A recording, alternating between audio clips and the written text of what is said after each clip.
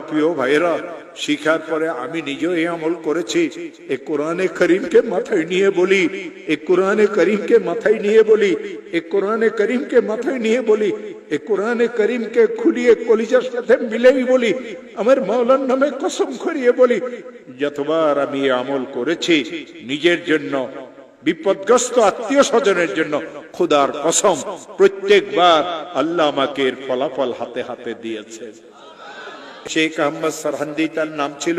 তিনি তার কিতাবে আমল শিখাইছেন, কোন মুসলমান যদি ঋণগ্রস্ত হয়, এত ঋণ হয়ে গেছে, আদায়ের কোনো ব্যবস্থা নাই, খেতে ফসল হয় না, দোকানটা অচল হয়ে গেছে, ছেলেটা বিদেশে গিয়ে ফাঁসিয়ে গেছে, থাকতেও পারে না, আসতেও পারে না, 2-3টা মেয়ে ঘরে উপযুক্ত, কারো বিবাহ হয় না, একটা মেয়েকে বিবাহ দিয়েছিল, তালাক নিয়ে মেয়েটা ঘরে চলে আসছে, ছেলেটা খারাপ ছেলেদের সাথে মিশিয়ে মদ জুয়ার অভ্যস্ত হয়ে গেছে। এই লোকটার পেরেশানির কোনো শেষ নাই, অনেক মামলা মোকদ্দমা তো সে ফাঁসিয়ে গেছে।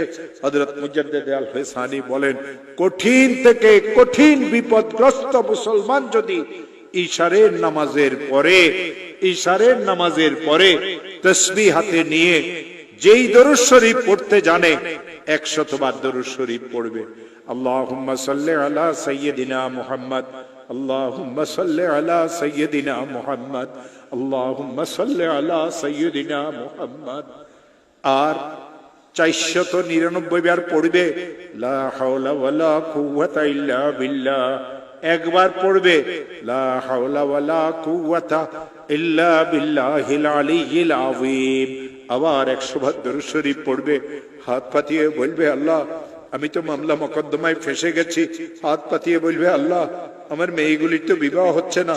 হাত পাতিয়ে বলবে, আল্লাহ আমার একটা মেয়ে তালাক নিয়ে ঘরে চলে এসেছে। হাত পাতিয়ে বলবে, আল্লাহ আমি মামলা মোকদ্দমাতে ফাঁসিয়ে গেছি। হাত পাতিয়ে বলবে, আল্লাহ আমার খেতে ফসল হয় না। হাত পাতিয়ে বলবে, আল্লাহ আমার ব্যবসাটা অচল হয়ে গেছে। হাত পাতিয়ে বলবে, আল্লাহ আমি সন্ত্রাসীদের দ্বারা কবলিত। হাত পাতিয়ে বলবে, আল্লাহ আমার ছেলেটা তো বিদেশে গিয়ে ফাঁসিয়ে গেছে। হাত পাতিয়ে দিয়ে বলবে, আল্লাহ আমার আরেকটা ছেলে তো অনেক খারাপ হয়ে গেছে, আমাকে মারধরও করতে চায়। মাওলা তুমি আমাকে বিপদ থেকে মুক্ত করে দাও। আমার হাতে কোরআন আছে। দেওবন্দ মাদ্রাসার একজন বড় মুহাদ্দিস হযরত মাওলানা মুফতি আমিন সাহেব পালানপুরি, তিনি আমাকে আমল শিখাইছেন।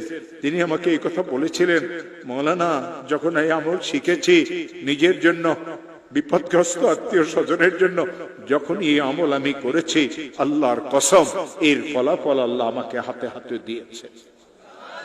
ও আমার প্রিয় ভাইয়েরা, শিখার পরে আমি নিজেও এই আমল করেছি। এই কোরআনে করিমকে মাথায় নিয়ে বলি, এই কোরআনে করিমকে মাথায় নিয়ে বলি, এই কোরআনে করিমকে মাথায় নিয়ে বলি, এই কোরআনে করিমকে খুলিয়ে কলিজার সাথে মিলেই বলি, আমার মাওলার নামে কসম করিয়ে বলি, যতবার আমি এই আমল করেছি নিজের জন্য, বিপদগ্রস্ত আত্মীয় স্বজনের জন্য, খোদার কসম প্রত্যেকবার আল্লাহ আমাকে এর ফলাফল হাতে হাতে দিয়েছে।